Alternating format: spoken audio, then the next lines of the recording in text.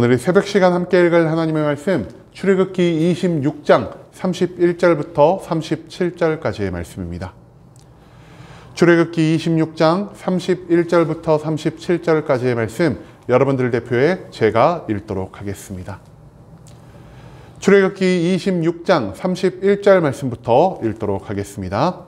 너는 청색, 자색, 홍색 실과 가늘게 꼰 배실로 짜서 휘장을 만들고 그 위에 그룹들을 정교하게 수 놓아서 금 갈고리를 네 기둥 위에 늘어뜨리되 그 네 기둥을 조각목으로 만들고 금으로 싸서 네 은받침 위에 둘지며 그 휘장을 갈고리 아리에 늘어뜨린 후에 증거궤를 그 휘장 안에 들여 놓으라.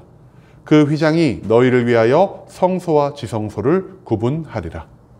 너는 지성소에 있는 증거궤 위에 속죄소를 두고 그 휘장 바깥 북쪽에 상을 놓고 남쪽에 등잔대를 놓아 상과 마주하게 할지며 청색, 자색, 홍색 실과 가늘게 꼰 배실로 술을 놓아 짜서 성막 문을 위하여 휘장을 만들고 그 휘장 문을 위하여 기둥 5을 조각목으로 만들어 금으로 싸고 그 갈고리도 금으로 만들지며 또 그 기둥을 위하여 받침 5개를 노스로 부어 만들지니라. 아멘. 오늘 이 시간 우리는 은과 놋 받침이라는 제목을 갖고 오늘 우리가 읽은 하나님의 말씀 함께 나누는 시간 갖도록 하겠습니다. 오늘 본문 말씀인 출애굽기 26장에서 하나님은 성막 외벽과 성막 안에 있는 2개의 휘장 그리고 성막 안의 기구들을 어떻게 배치할지에 대한 모든 것들을 모세에게 알려주고 계십니다. 그리고 오늘 본문 말씀 가운데서 우리는 성막에 존재하는 이 2개의 휘장에 대해서 자세히 알아보는 시간을 가지고자 합니다. 그렇다면 이 휘장들이 의미하는 것은 무엇인지, 이것을 통해서 우리가 어떤 삶을 살아가야만 하는지 오늘 본문 말씀 한 절 한 절 찾으며 함께 알아보는 시간 갖도록 하겠습니다. 하나님은 성소 안에 총 2개의 휘장 만들 것을 모세에게 명령하고 계십니다. 첫 번째 휘장은요, 지성소와 성소를 가르는 용도로 제작된 것이라 할 수 있겠습니다. 이것은 하나님의 절대적인 거룩함에서 죄악된 인간들을 보호하기 위한 장치로서 만들어진 휘장이라 할 수 있겠습니다. 오직 1년에 단 한 번 대제사장이 하나님이 원하시는 온전한 정결을 갖춘 다음에야 들어갈 수 있는 그 장소가 휘장 너머에 있는 지성소라 할 수 있다는 것이죠. 하지만 그 첫 번째 휘장을 지나갈 때 대제사장 또한 하나님이 원하시는 온전한 정결함을 갖추지 못했다면 그 휘장을 넘어가는 즉시 하나님의 지극한 거룩함으로 인해서 죽임을 당할 수밖에 없다라는 사실을 이후에 이어질 성경 말씀은 우리에게 가르쳐 주고 있습니다. 만약 지성소와 성소를 가르는 첫 번째 휘장이 존재하지 않는다면 그 자리에 임재하시는 하나님의 거룩으로 인해 성소를 출입하는 모든 사람이 죽음을 맞이할 수밖에 없기 때문에 하나님은 이 첫 번째 휘장을 통하여 성소 안에 출입하는 모든 사람들을 하나님의 거룩에서부터 지킬 목적을 갖고 이 휘장을 제작하라 명령하고 계신다라는 것입니다. 즉 첫 번째 휘장은요, 하나님이 원하시는 정결함을 내가 온전히 갖추고 있지 못하다면 우리는 하나님의 거룩에 접근조차 하지 못하는 죄악되고 헛된 인간이라는 존재를 깨닫게 하기 위해 제작된 것이라 할 수 있다는 사실을 우리가 먼저 기억할 수 있게 되기를 소망합니다. 그리고 이어지는 두 번째 휘장은요, 성소 자체와 성소의 외부를 완전히 분리시켜주는 역할을 하고 있습니다. 이 당시 성소는요, 이 세상 모든 사람들 가운데서 오직 하나님이 선택하신 제사장들만 출입을 할 수가 있었습니다. 즉 제사장이 아닌 일반 이스라엘 백성들이 자기의 호기심을 충족하기 위해 또는 자기의 만족과 유익을 위해서 함부로 이 성소 안에 출입을 했다간 하나님에 의해서 죄인으로 규정받을 수밖에 없었다라는 것입니다. 죄인으로 규정받은 이스라엘 백성은요, 그 즉시 하나님께 제사를 통해 회개해야만 해야 했을 것이요, 그들이 만약 회개하지 않는다면 하나님의 명령하신 대로 그들은 죽임을 당해도 아무런 이상을 느낄 수가 없는, 아무런 변명조차 할 수 없는 그러한 위치에 놓일 수밖에 없었다라는 것입니다. 그렇기 때문에 하나님은요, 이스라엘 백성들이 혹시나 부지불식간에 성막 안으로 들어오는 이 죄를 범할 것을 염려하심으로 성막과 성소 외부를 가르는 이 화려한 휘장을 제작하시고, 이 화려한 휘장을 바라보았을 때, 이곳은 선택받은 자들만이 들어갈 수 있는 곳이구나, 이것은 아무나 함부로 들어갈 수 있는 장소가 아니구나라는 것을 이스라엘 백성들에게 깨닫게 하시기 위하여 이 두 번째 휘장을 제작 명령하셨다라는 사실을 우리가 또한 잊지 말아야 한다라는 것이죠. 즉, 성소 안에 들어가길 원하는 사람이 그곳에 들어가는 것이 아닌 하나님에 의해 선택된 사람들만이 하나님의 임재가 함께하는 그 성소 안으로 들어갈 수 있게 된다라는 것, 그것을 우리가 이 두 번째 휘장을 통해서 배울 수 있게 된다라는 것입니다. 그런데요, 오늘 말씀에 등장한 이 두 개의 휘장에 결정적인 차이점을 만든 것이 한 가지가 있습니다. 그 차이점 무엇이냐? 성소와 지성소를 가르는 휘장은요, 은 받침에 세운 기둥에 걸리게 되었고요, 성소와 성소 외부를 나누는 이 휘장은요, 놋 받침으로 만들어진 기둥에 걸리게 된다는 것이 바로 이 두 개의 휘장을 가르는 차이점 중 하나라 할 수 있겠습니다. 그렇다면 같은 성소에 배치되었음에도 불구하고 하나님은 한 개는 은 받침 위에, 한 개는 놋 받침 위에 이 휘장을 각각 걸라고 명령하여 주신 것일까요? 그것에는요, 하나님이 의도하신 또 한 가지의 이유가 있기 때문이라는 것입니다. 여러분, 성경에서 은과 놋은요, 각각 다른 의미로 사용되는 금속이라 할 수 있겠습니다.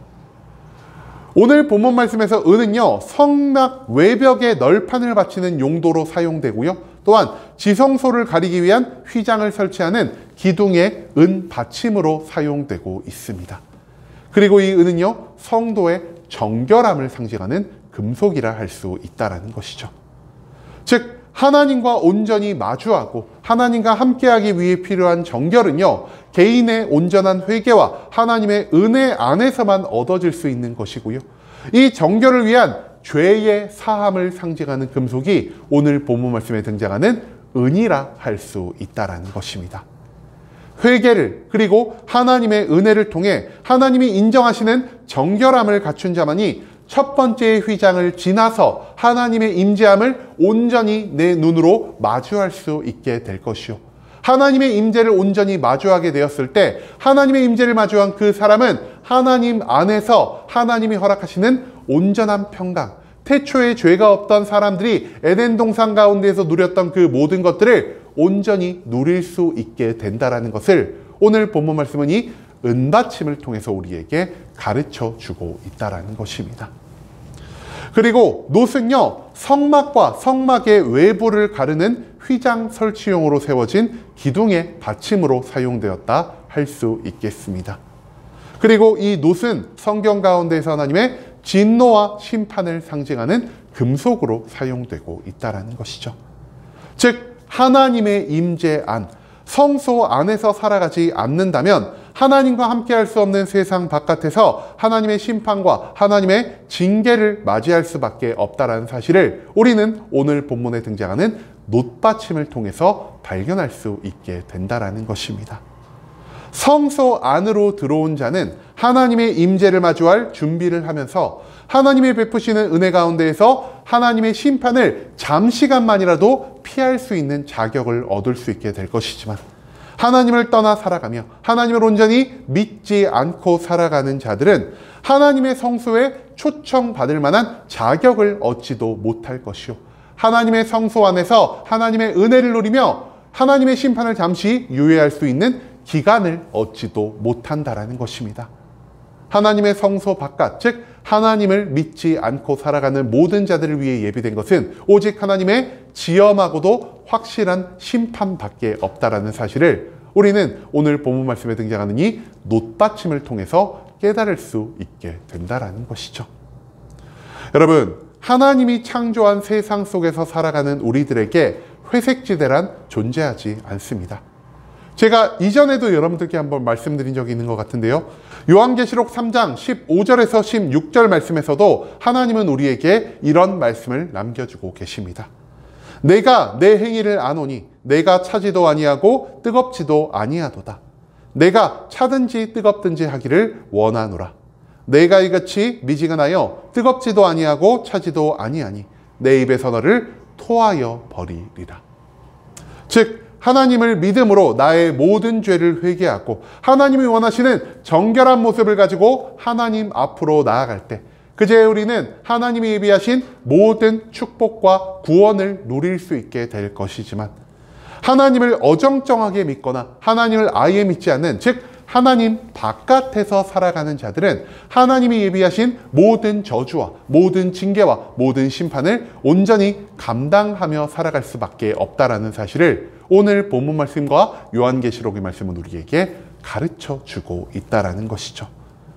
나의 모든 죄를 솔직하게 인정하는 회개의 기도를 올려드리고 하나님의 은혜를 구하며 나아가며 스스로를 낮추는 자들에게는 하나님의 풍성한 은혜가 예비되어 있을 것이나 하나님을 만나기 위해 성소 앞까지는 왔으나 그 성소 앞에서 돌이켜 다시 세상으로 돌아가는 자들, 하나님의 성소를 매일매일 바라보고 있으나 그 성소 안으로 들어갈 마음을 먹지 않는 자들, 그리고 정결함이 없기 때문에 하나님이 원하시는 회개와 의로운 삶을 만들지 못하는 그 모든 자들은 하나님의 은혜가 아닌 하나님의 심판 가운데에서 모든 고통과 모든 괴로움을 감당할 수밖에 없다는 사실을 오늘 이 말씀은 우리에게 가르쳐 주고 있다는 것입니다.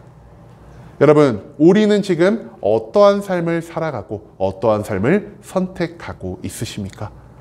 은과 같이 정결하게 하나님의 임재 가운데로 우리가 나아가고 있습니까? 아니면 하나님의 바깥에서 노수로 우리를 치시는 하나님의 심판을 마주하며 살아가고 있습니까? 우리의 참된 행복과 구원은 오직 하나님의 임재 안에서만 발생하는 것이요. 이제는 은과 같은 정결함이 없다면 우리가 그 하나님의 온전한 축복을, 하나님의 온전한 평강을 누릴 수가 없게 된다는 사실을 우리가 오늘 이 말씀 가운데에서 절대로 잊지 않을 수 있기를 소망합니다. 하나님은 오직 자신을 낮추고 스스로의 죄악을 인정함으로 하나님의 은혜를 구하는 자에게 자신의 음재를 보이시는 분이시오. 우리를 위해 예비된 모든 좋은 것들을 허락해 주시는 분이라는 사실을 기억하며 오직 하나님이 기뻐 받으시는 정결함을 갖춤으로 하나님이 예비하신 평강 가운데에서 온전한 삶을 살아갈 수 있는 순복음 함께하는 교회의 모든 성도님들이 될 수 있길 간절한 마음으로 소망하겠습니다.